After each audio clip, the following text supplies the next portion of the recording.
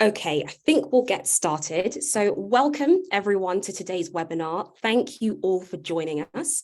My name is Kiki Nati. I am the education lead at FLAIR, and I will be your host for today. Now, most of you, I'm sure, are already familiar with FLAIR, but in a nutshell, we are a data platform that helps schools measure their progress on racial equity by keeping a pulse on student and staff voice. And we are now working with over 130 UK schools.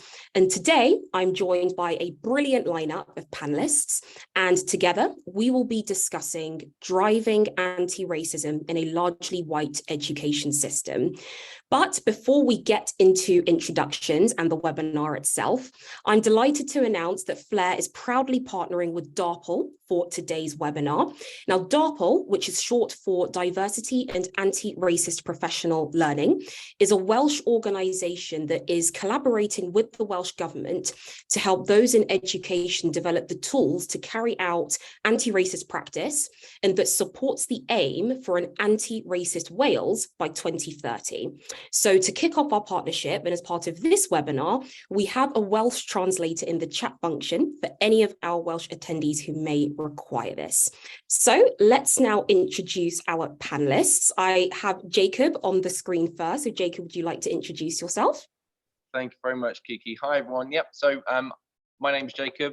I am an associate assistant head teacher over at a state school in Hertfordshire called Catherine Warrington School, and my responsibility is EDI and character development for the whole of secondary. So yeah, and so that's us in terms of our demographics of our school. Just to give everyone context of my conversations later, we are a school in our fourth year, so we only opened in 2019 in September, so we've only got 4-year groups, and of those 750 students, 23% of our students are from a marginalised ethnic group. Thank you so much, Jacob, for providing that context as well. Coco, would you like to introduce yourself? Hello, everyone. It's very nice to be here and welcome. So I am Director of Inclusion and Safeguarding and also Deputy Head at St Paul's Girls' School, which is in Hammersmith. And we have the sort of, sometimes it's a bit of a poison chalice of having the distinction of being the top performing girls' school in the country. We have a pretty diverse demographic. We are based in Hammersmith. So we have students from all over the world and a real mix of minoritized ethnic young people, as well as white population from all over the place as well. Thank you so much, Coco, for that as well. And Hannah, would you like to introduce yourself? Hi everyone, I'm Hannah. I spent most of my career working in Croydon in South London in schools where 55% of the children were global majority. I then moved up to Oxford to be a head teacher in a very different context, in a very different demographic. And I left headship 3 years ago, and I now am the co-founder and director of Diverse Educators. Thank you so much, Hannah. I'm really pleased to have the three of you speaking and as panelists today. And just for yourselves watching in the audience, if you do have any questions for our panelists during today's discussion, please use the Q&A function to submit your questions, and we will do our best to get to them towards the end. So to kick things off, I'd first like to provide some important context to the subject matter of this webinar and the intentional decision to have an all-white panel with us today. So when we look at the ethnic composition of the UK education system, Gov.UK's 2021 statistics showed that 85.1% of all teachers in state-funded schools were white, and 92.5% of head teachers were white British. So our panel, in fact, reflects the norm of a lot of staff bodies across UK schools, and it's therefore incumbent on white educators and leaders to actively and intentionally drive anti-racism within their schools, work to dismantle the inequity that exists within the education system, and also prepare young people to thrive in an ever-diverse and multicultural world. And I think the responsibility to drive anti-racism should not fall automatically on the shoulders of people of colour who have long had to bear the sole brunt of spearheading this complex and emotional work. So our panelists today will be sharing their insights and giving examples on how they, as white education leaders, are lending their influence to drive anti-racism, whilst also crucially ensuring to centre and amplify the voices of people of colour throughout their work. So with all of this being said, let's get into our panel discussion. So in my job, I often speak with white staff members, and I think one of the common barriers to driving anti-racism forward that comes up is the discomfort that some white staff members may feel in talking about race. Now, whilst these conversations can indeed feel uncomfortable, it's also important to recognize the level of discomfort that ethnically minoritized members of the school community contend with in being within a system and a school environment that doesn't truly reflect or understand their lived experiences. So my question to yourselves in the panel is that for white educators who might be tentative in broaching the topic of racism, how can they lean into those feelings of discomfort and also decenter themselves in race conversations? Any of you can start. I've got my mic off, so I'll start. So I think it's a real leap of faith. I think that we've just, as white people, we sit in a place of privilege. I think we've just got to get over it and throw ourselves into it, because there's no easy way to deal with discomfort. And as educators, particularly if we are more senior or if we do pastoral jobs, we should be used to having difficult and uncomfortable and challenging conversations with parents and students anyway. But you've got to feel it, you've got to sit with it, and then you've got to move forward. I think acknowledging it, I feel uncomfortable talking about race as a white person, and I think I've got to acknowledge that working as a white person in this space is really uncomfortable because I don't have the lived experience, and ensure that I don't center myself, but then just get on with it. And I want to quote Jeffrey Boyarchi, because I'm a big fan of his, because he says, and I read this on Twitter, it's a good place to get information sometimes. He said, the fact that Black people are still shouldering anti-racism in the way that women are with sexism, the gay community with homophobia, the trans community with transphobia, and so on, will get so much further when we all start taking this personally. And I think that's key. We've got to take it personally, whatever our background, and we've got to just jump into it. Thank you so much, Coco. Do Jacob or Hannah want to add to what Coco has said there so powerfully? Hi, yeah, absolutely. For me, in my context of my school, it's simply been, it's a duty of care that we have to our students of all ethnic identities. Really, it's a duty of care. So it's a safeguarding issue as well. The race inequity, it is a safeguarding issue, and I think putting it forward like that to my colleagues and to my school have really allowed a different acknowledgement and awareness and participation in the conversation.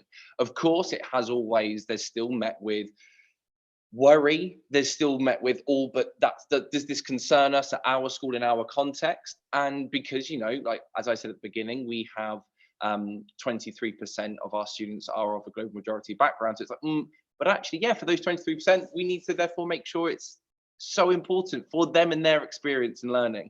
And it's sort of going, okay, it's okay as educators to not have that lived experience. I feel it's about educators always want to have the answers. And in a topic like this, it brings out a lot of insecurities that we have as people, not as the persona of myself, Mr. Church in the classroom. And another way we've been throwing at it in my context for my school is looking at it from a duty of care and a safeguarding aspect, but also the fact that, you know, we're based in Hertfordshire, we're so close to London.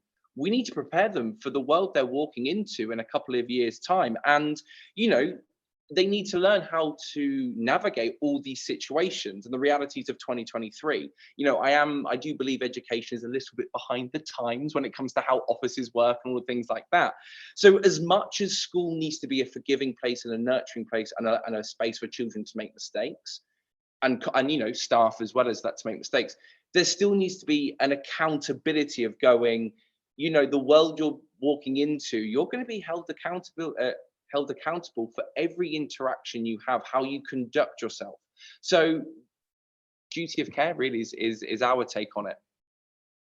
Thank you so much, Jacob, for that. Again, really, really salient and powerful points. And Hannah, would you like to add to that? Yeah, sure. Just building on both those 2 points, we have uncomfortable, difficult, brave conversations all day, every day about safeguarding. So why can we not have those conversations about other DEI matters, including anti-racism. So it's a bit of a cop-out when we say we're not equipped to have these conversations, because we are. We just need to build the bridge. And we talk at Diverse Educators about doing the inner work before you do the outer work. We've got a bias for action in education. We like to get busy, we like to get the doing, but we're not always sure what tools or what skills we need to do this work. And that's where we need to really think about how we raise our own consciousness. We talk about in our work building consciousness, confidence and competence, that we become more conscious, then we become more confident, then we become more competent. And that's how kind of we approach this work. I shared an anecdote with you last week, Kiki, about going on a coaching program residential to Philadelphia, where I was in a room with 17 Americans, predominantly Black and brown people, and we were asked to split ourselves by racial identity and think about our own race. And the white people in the room were deeply uncomfortable, because they don't have to think about their own race very often, because they sit in a dominant identity group. And the conversation was very different in the white group to the Black group to the brown group. So I think there is some real work for us to do here, and we need to think about who we're following, who we're listening to, what we're reading, what we're watching, and do the work, and not expect someone else to do the work for us. Thank you so much, Hannah. And I think you've hit the nail on the head there, particularly about doing the inner work before the outer work. And I think that example, I hope, really resonates with our attendees today. So thank you so much for sharing that. Just to move on to another question that I have for the three of you. So one of the things I wanted to touch upon is that as educators who hold the responsibility to embed a culture of anti-racism, it's really important to hold space for and amplify the voices of your ethnically minoritized students, staff members, parents, alumni, governors, etc., whilst also not being reliant on them to do the emotional labor that goes into anti-racism work. So it kind of touches upon what Hannah said there. So my question to you as the panel is, how can you strike a sensitive balance between being a listener, but then also being an active participant? So again, happy for any of you three to kick this off.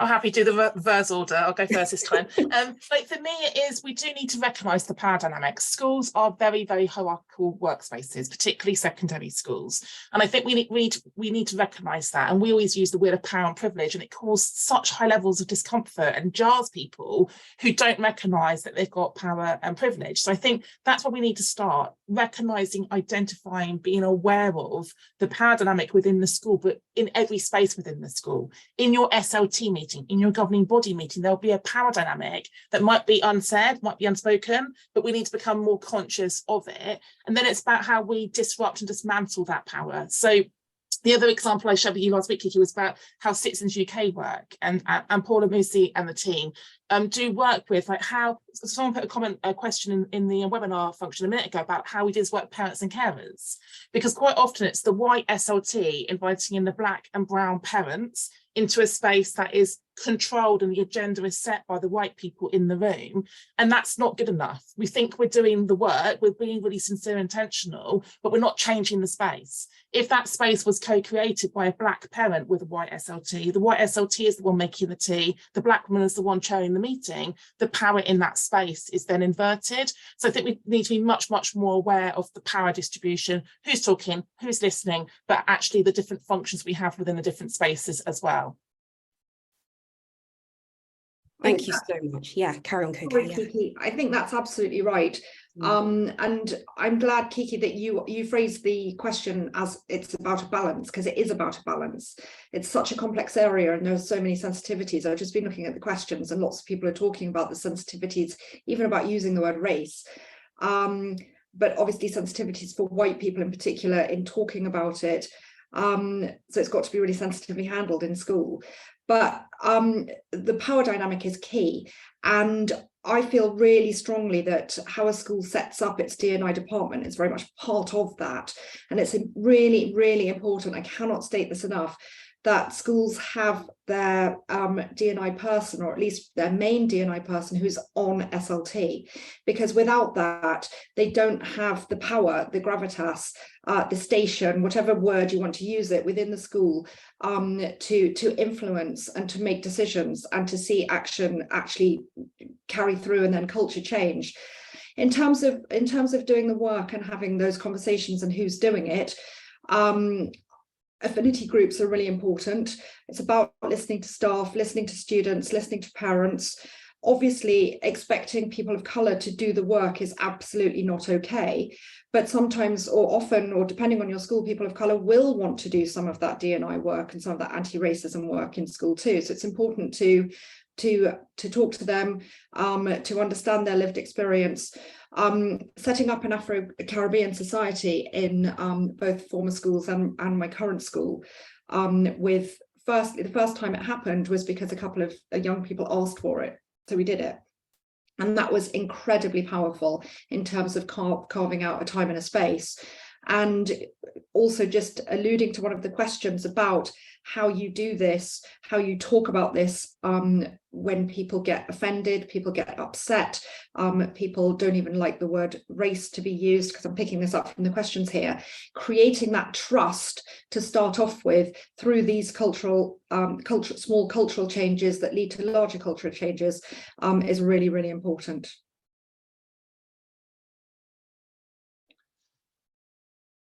So, sorry, Keith. Of course, yes, please chime in, Jacob. Yes, please.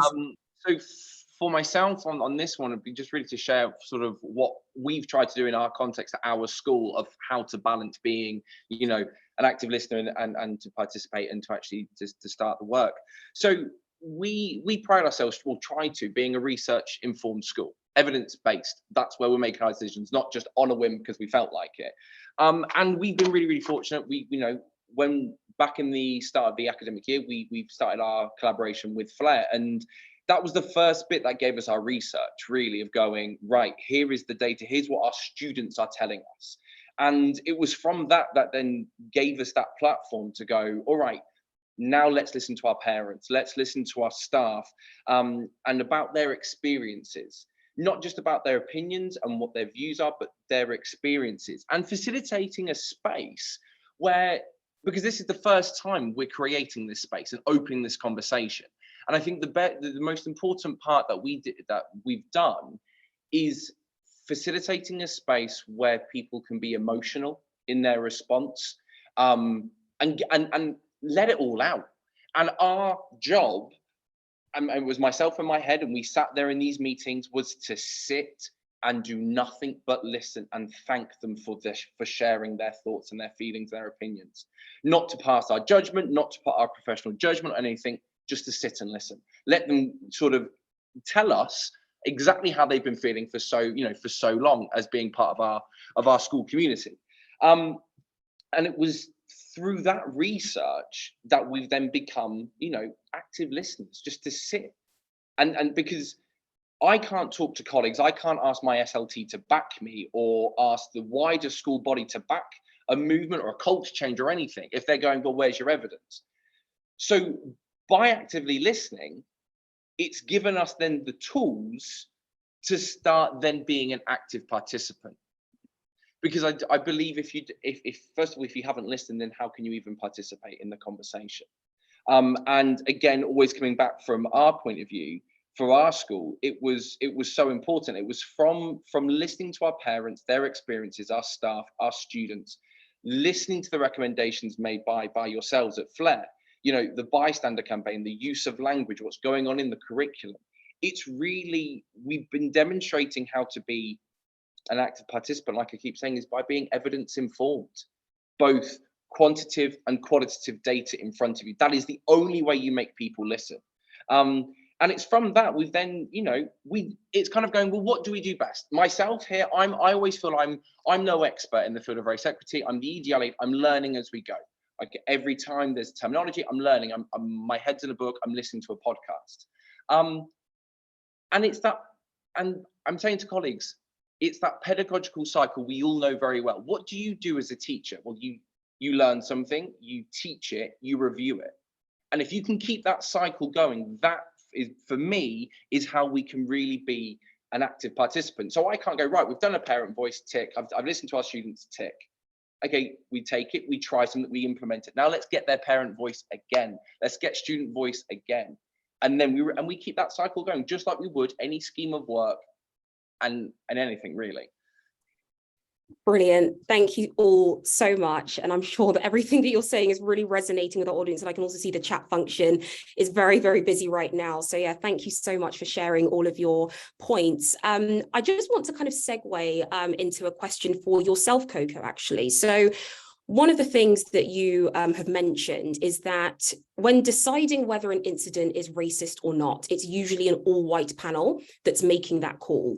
So as someone without that lived experience, my question for you is, how do you, number one, create a safe space for ethnically minoritized peoples to come forward and report in the first place?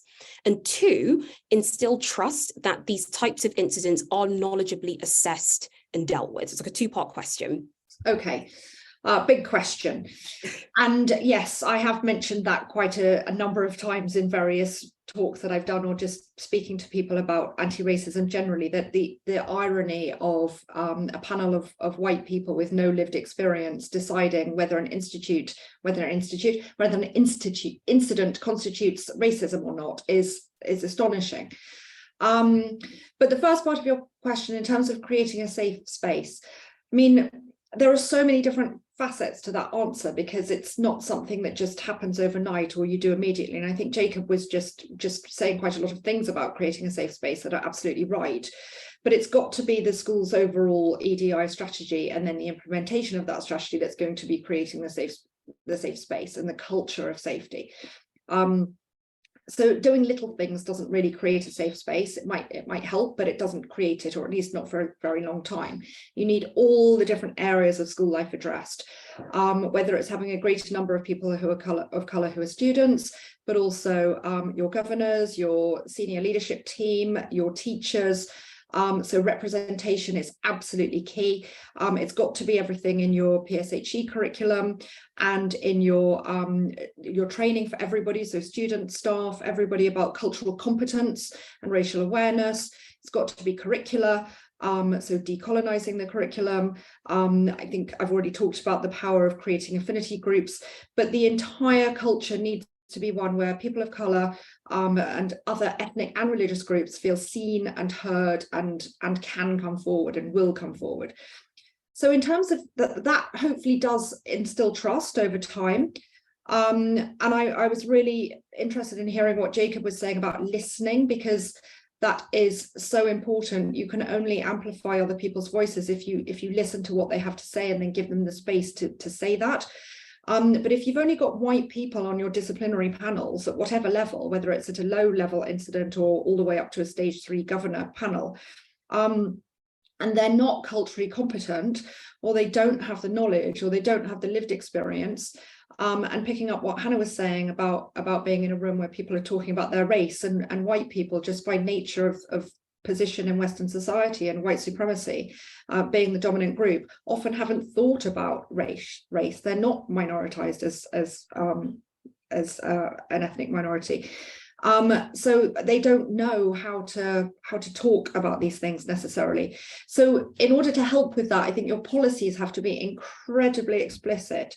So your behaviour policies, your discipline policies needs to outline what constitutes racism or a racist incident or a microaggression with specific examples.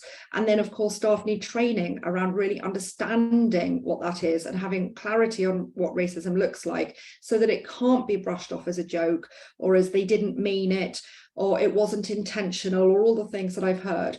So it's listening to lived experiences and then reflecting that in policies. But I just want to say one thing, which is for everybody to be really aware. I'm sure that lots of the listeners are already, that the other side of that coin with discipline is that is about being aware of the disproportionate punishment of particularly Black young people, and that's often also reflected in policies, things around hair.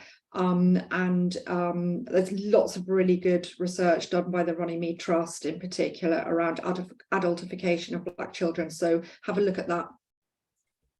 Thank you so much, Coco. And I think you made a really important point there on the disproportionate or how kind of Black children are disproportionately affected in terms of punishment. So thank you for that, listening and also being explicit with your policy. So that's really, really helpful. Thank you so much. So I'm now going to,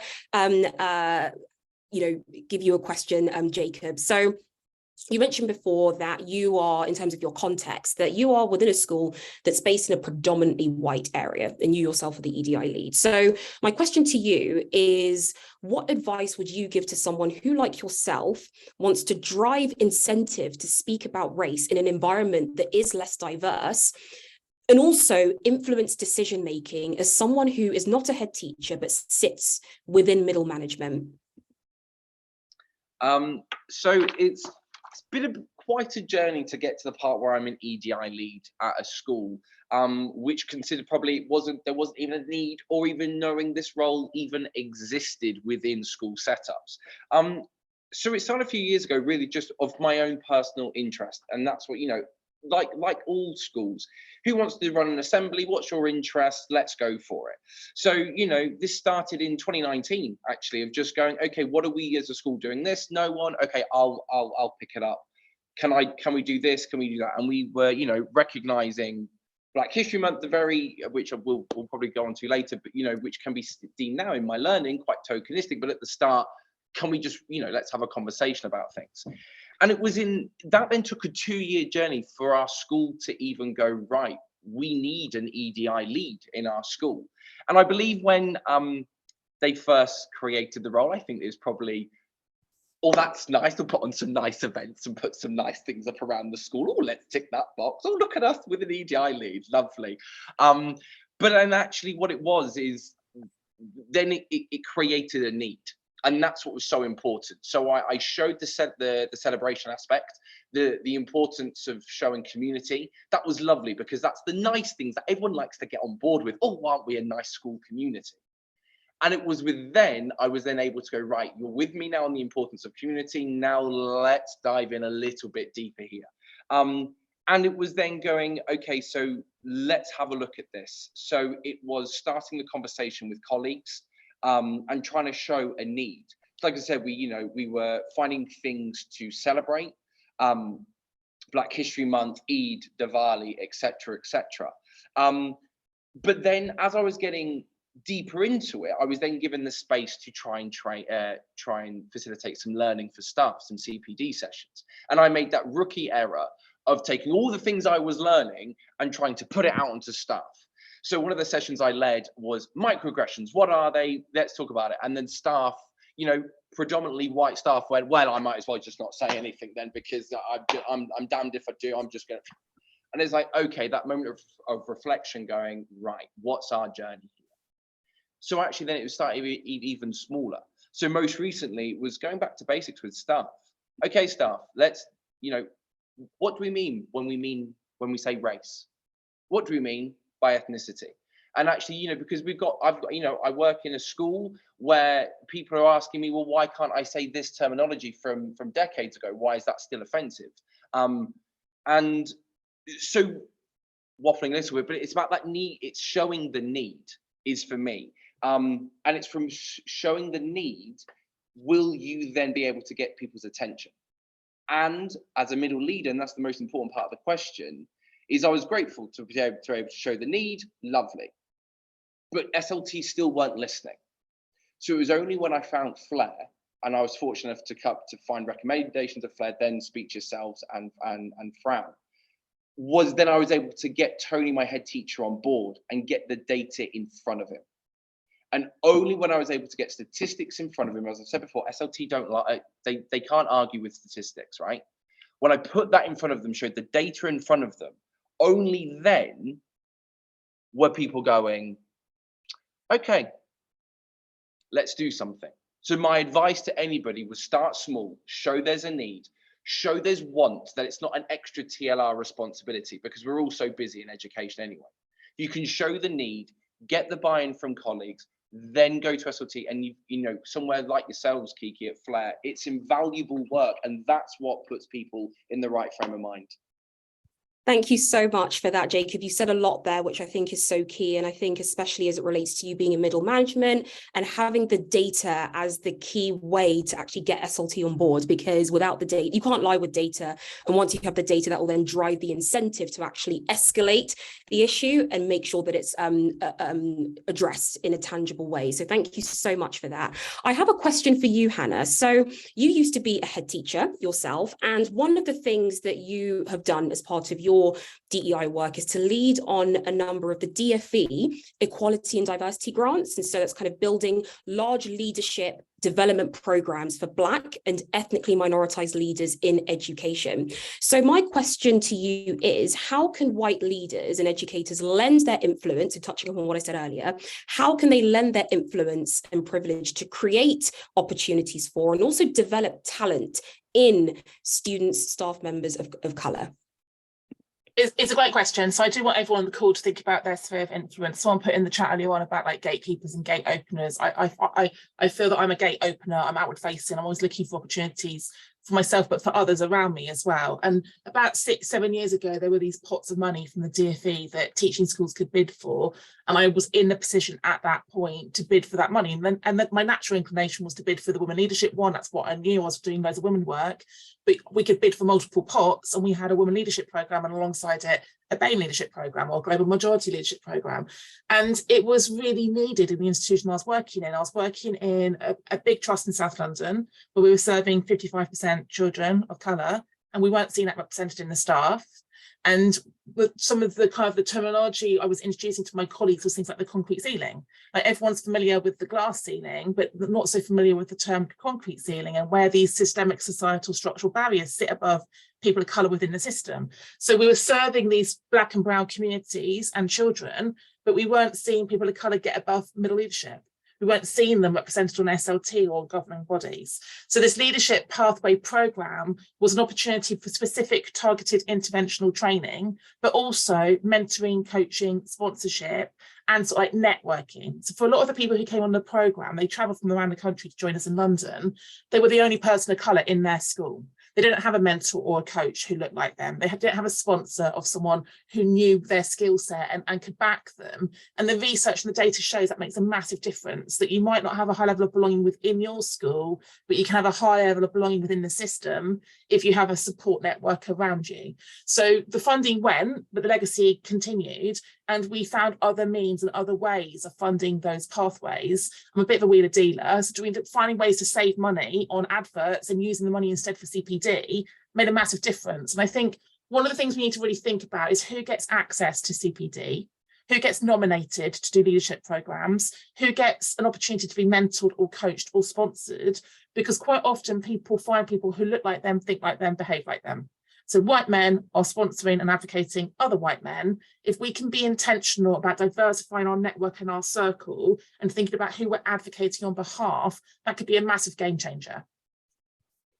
Again, thank you so much, Hannah. And I think you make a really, really crucial point around being intentional with kind of hiring diversely, because I think there is a tendency to hire in your own image or to only associate with people in your own image, but actually being intentional about sponsoring those who may not have those opportunities, I think is absolutely crucial. So thank you so much for sharing that. I now have a question to the panel. So when we talk about how white educators can actively drive anti-racist cultures, something that is commonly brought up, and I really wanted to touch upon today, is the term allyship. So over time, there have been kind of concerns around surface level activism or performative allyship. For example, you know, in the with posting of the black square on Instagram, right? So sometimes it kind of gives the illusion that things are happening when actually nothing is really tangibly changing. So my question to you is, what does authentic allyship look like? And how can white people in the wider education system actually stand in solidarity with people of color? So I'm happy for, you know, any of you, maybe one person can answer and then chime in. I'm happy for one person to kind of lead this question. I'm happy to jump in because this is a tightrope I'm constantly walking, where the work I do is with sincerity and intentionality, but the optics can sometimes be problematic, or how it lands and how it resonates my intention and the impact, there's a disconnect. And I think that's true of a lot of people. So I think some of the things to be aware of are the fact that for me, an ally is somebody who calls in the things that everyone sees and everyone hears. We shouldn't be reliant on the person who's got the monetized identity to say, that's not cool, that's not okay, this made me feel like this. But I've called it out sometimes, and that's disempowered inadvertently the person who's being minoritized. So how I've changed my tact is to check in with that person and say, what would you like me to do to support you?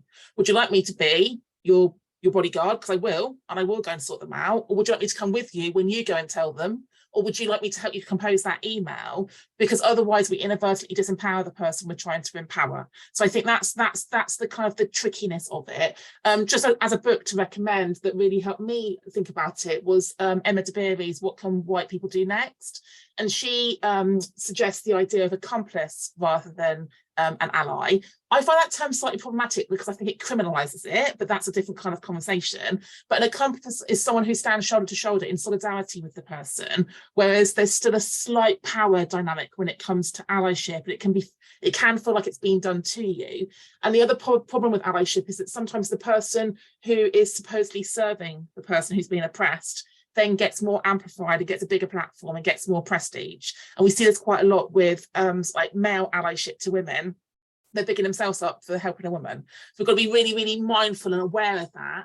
So I think it's about like what you do behind the scenes. Like one of my allyship pieces is I'm constantly challenging conference organisers for not paying equitably, for paying a white man differently to paying a black woman.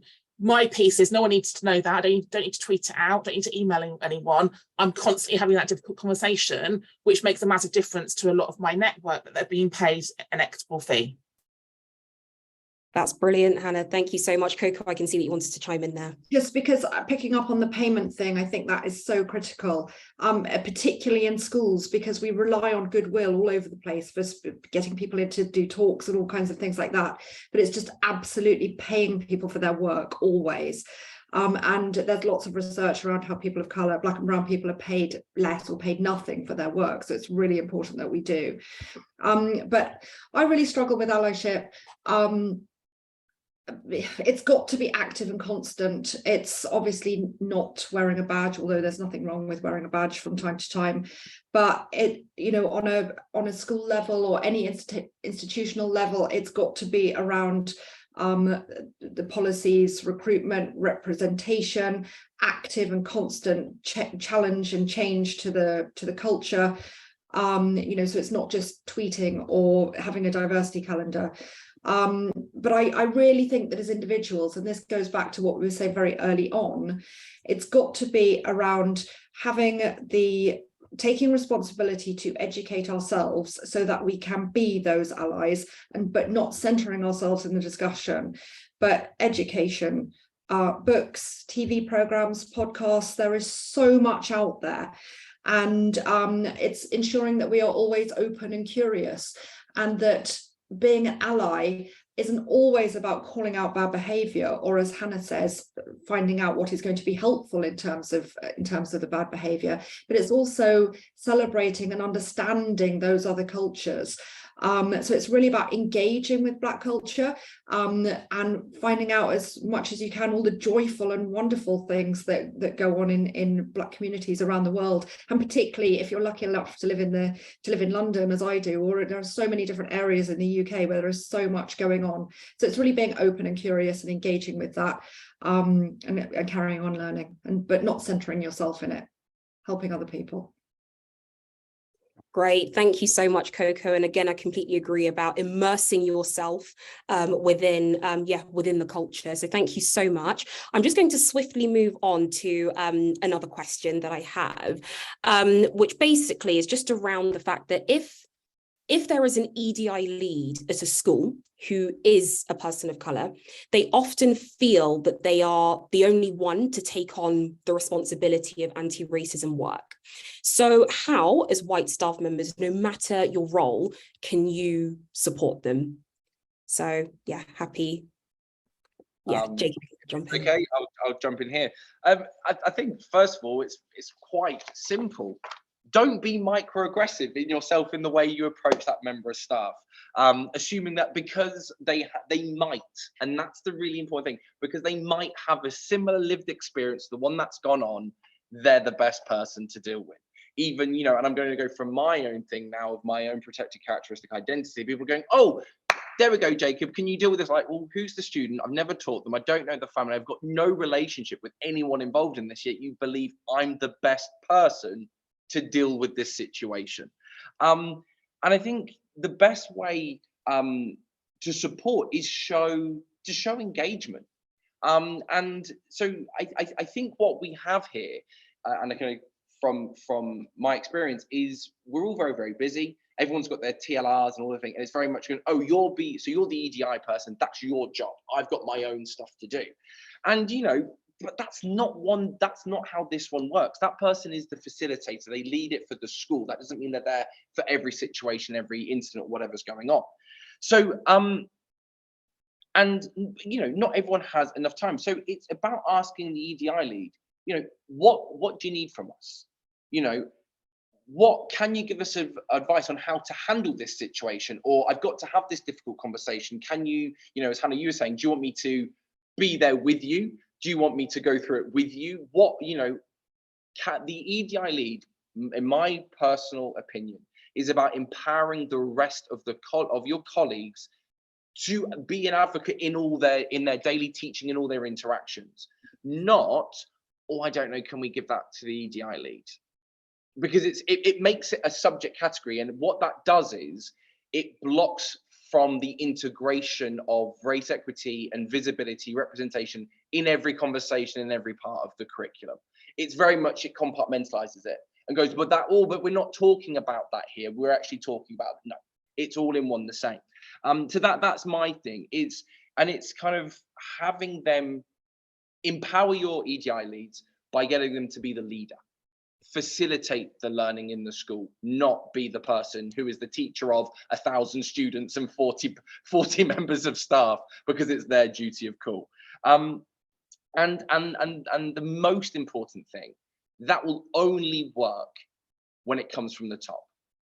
Is your EDI lead supported by your head teacher? I can be very honest.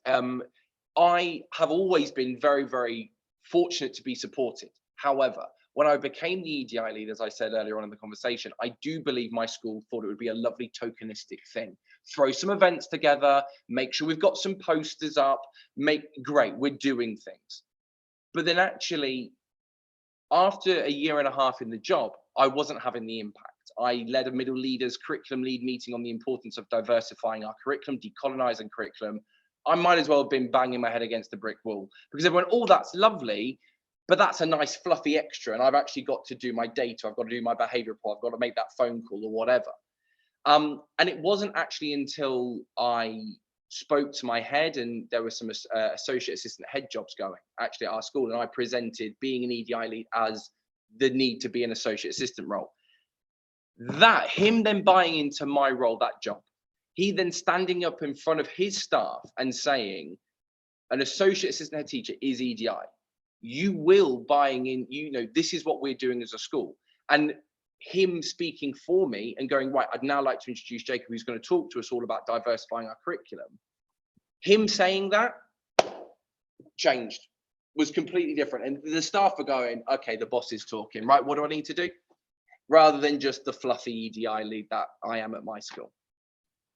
Yeah, thank you so much, Jacob. And I think it just goes back to the whole idea of power dynamics and the crucial importance of having buy-in from the top, and also making sure that EDI is embedded throughout the fabric of the school, as opposed to seeing it as just a subject matter. So I think you've articulated that particular question excellently. I know that for the purposes of time, I'm keen to kind of get onto some other questions before we, of course, get into the Q&A. So one of the other questions that I wanted to ask yourselves in the panel is just the idea that, you know, we see or have seen over time that there are a number of staff members of colour, students of colour, parents of students of colour who are leaving their school environments because they don't feel supported, reflected, or understood. Now, given the title of this webinar and the statistics that we shared and everything that we've spoken about, there is an obvious need to increase ethnic diversity in the education system, but more importantly, to actually retain ethnic diversity and to empower and support your ethnically minoritized members of the school community. So one of the questions, or the question, I guess, I want to ask you yourselves in the panel is, what are some practical ways that schools, and particularly schools that are predominantly white, how can they create safe and supportive cultures to not only welcome and support, but also empower ethnically minoritized students, staff members, parents, governors, alumni, etc. So yeah, happy for any of you to take that on. I'll start if you like. My challenge to this is that there's been such a focus or obsession with diversity and diversifying every space and team over the last few years. The focus needs to be on inclusion. It's not about just getting some black and brown faces on our governing body or our ISLT or in our teaching body. And that's what a lot of schools have reduced it to. It's about how inclusive is our workplace, how inclusive are we as an employer, how inclusive are our policies, our practices, our behaviours, our language. That's what needs paying attention to. If we start with inclusion, we build an inclusive environment, we will attract more diverse people. So I think that's for me the key. The other two things just to add in are the fact that we've got a lot of work to do at the top and tail of the system.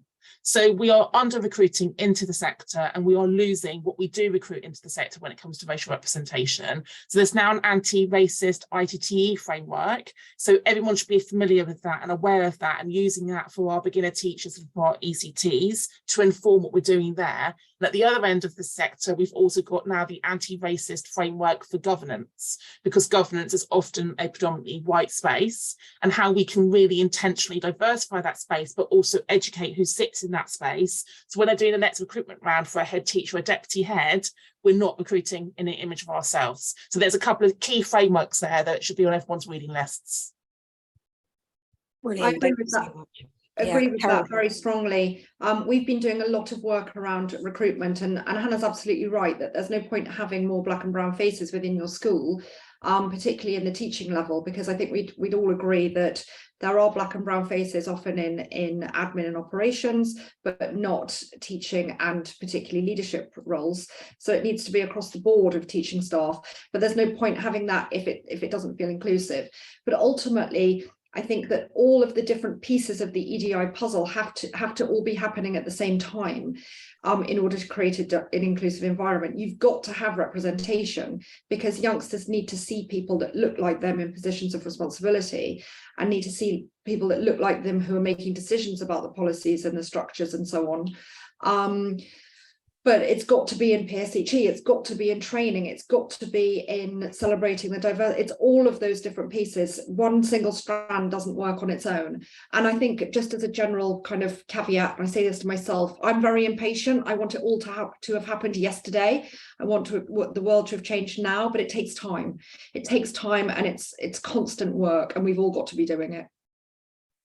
May I just add, sorry, if I may, something about retaining about the parents' faith in the school and what you're trying to do. I will hold my hand up. We have made many mistakes in our journey over the past 3 years of trying to to improve, and part of those mistakes is going, we've tried it, can we reflect, can you engage with us, and go, we've tried it with all the right intentions and gone, that was either didn't work, that was offensive, whatever. The biggest, most powerful thing that I've sort of experienced now in my time working in a predominantly white school, white families, white, across the board predominantly white, is that balance of going, well, what do we mean by zero tolerance? What do we mean by inclusive language? We, as an institution, go, right, as Hannah was saying, it's about your policies, your behaviors, things like that. So we're going, we are zero tolerant.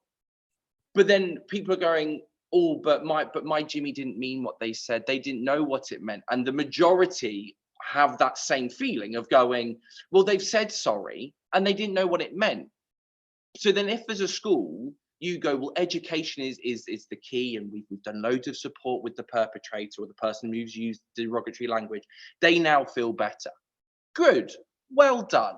What have you done to the target, to the person who received that? What have you done with the family? How are you making sure you're going, no, we're on your side? And it's not about going to war and battling up.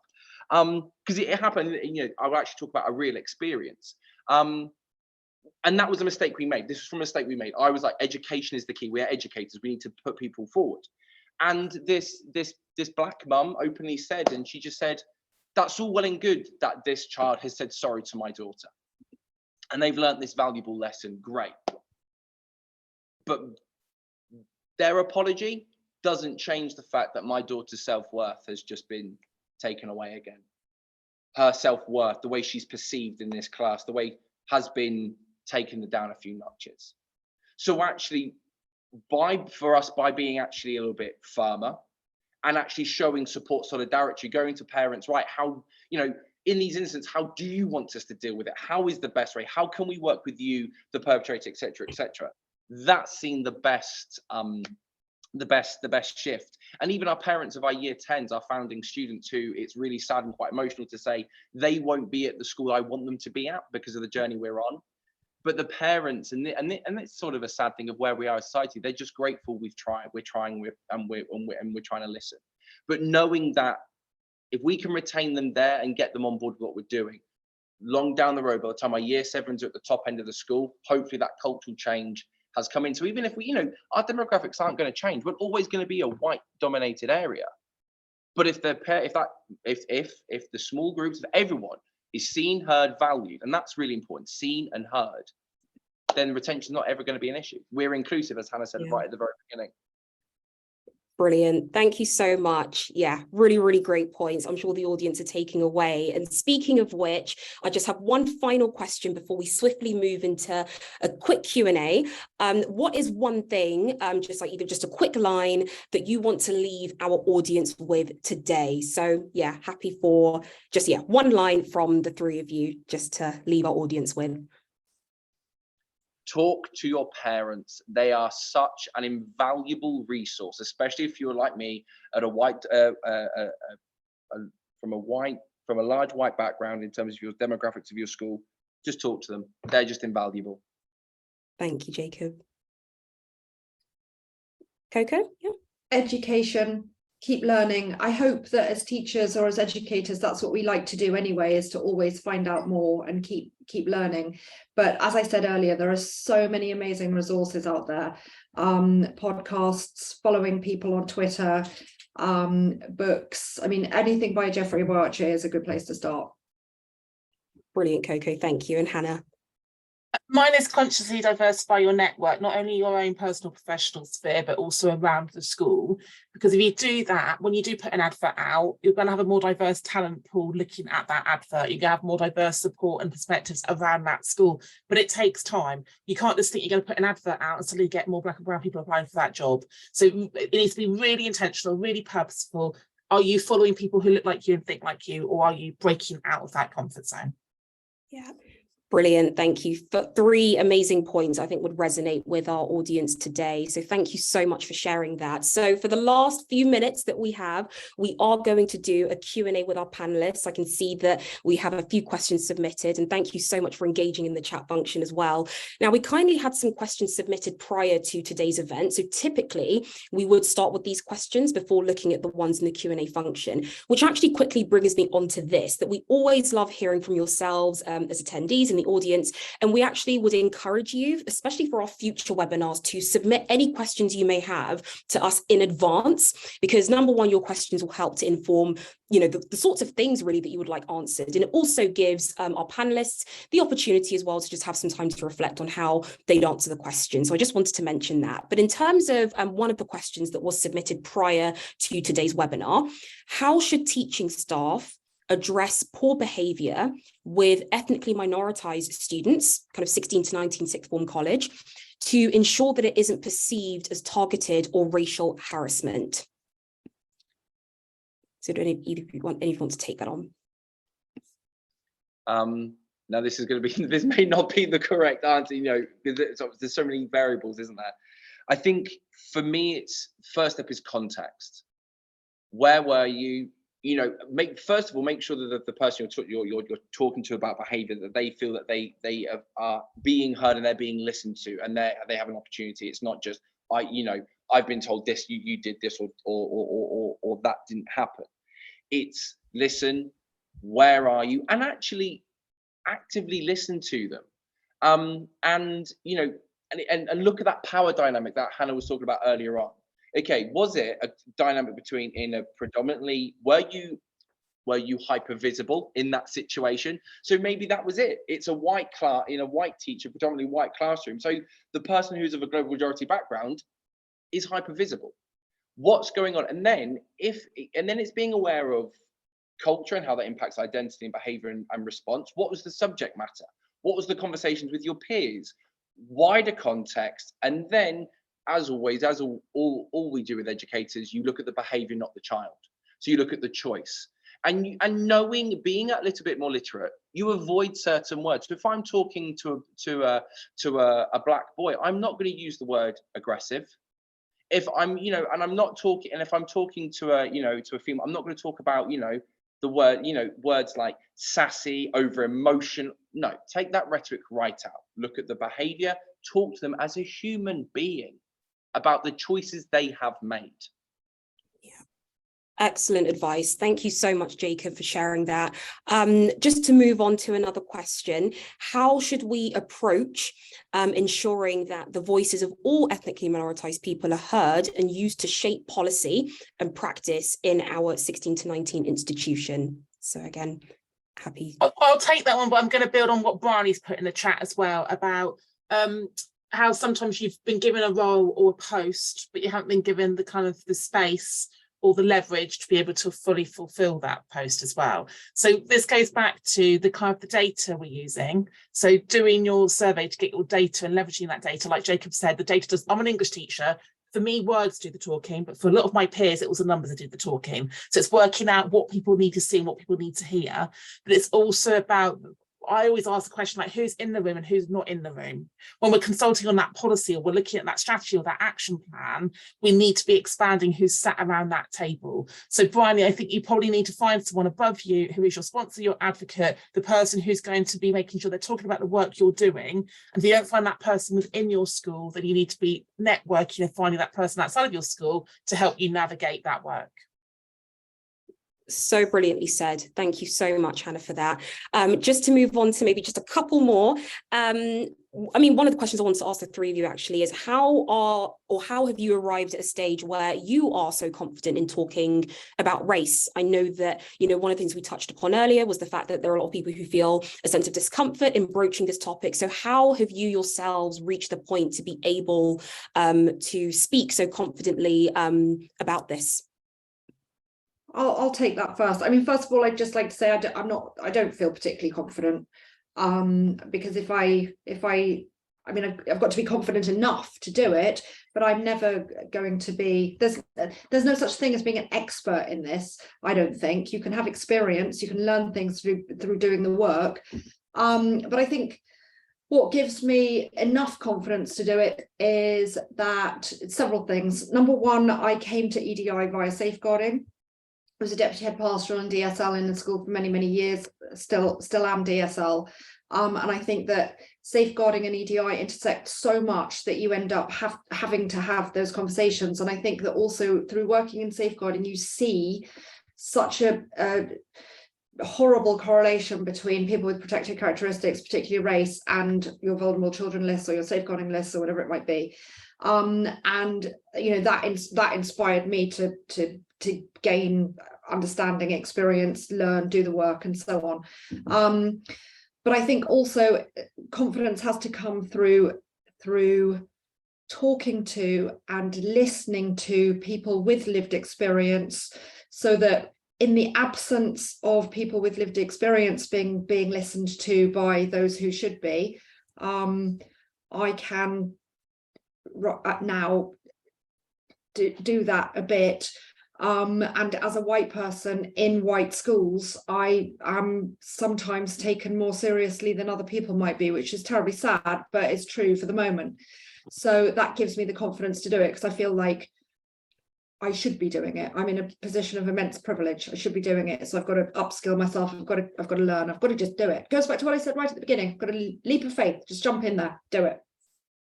Yeah, thank you so much, Coco. Really powerfully said. And I think that the three of you have really shared some extremely helpful takeaways that I hope our audience will learn from and maybe utilize in their own context. So I think this brings us to the end of today's webinar. I really wish we could have got through a lot of other questions, but a huge thank you to all of you that were able to attend today. As I mentioned before, we hope that you leave with some knowledge, some insight, and some perspective on driving anti-racism in a largely white education system. We also do have an on-demand recording of today's webinar, which will be distributed afterwards, just to note. Thank you once again to DARPL for partnering with us in today's webinar, and also for the live Welsh translation in the chat function. And of course, a massive thank you to our fantastic panelists, Hannah, Coco and Jacob. We will be sharing speaker info via follow-up email, as well as feedback from where we'd love to hear from you. And if you want to find out more about us at FLAIR and need some help in measuring racial equity at your school, then you can reach out to us at team@flaireimpact.com. Thank you all so much, everyone. Take care. Bye-bye.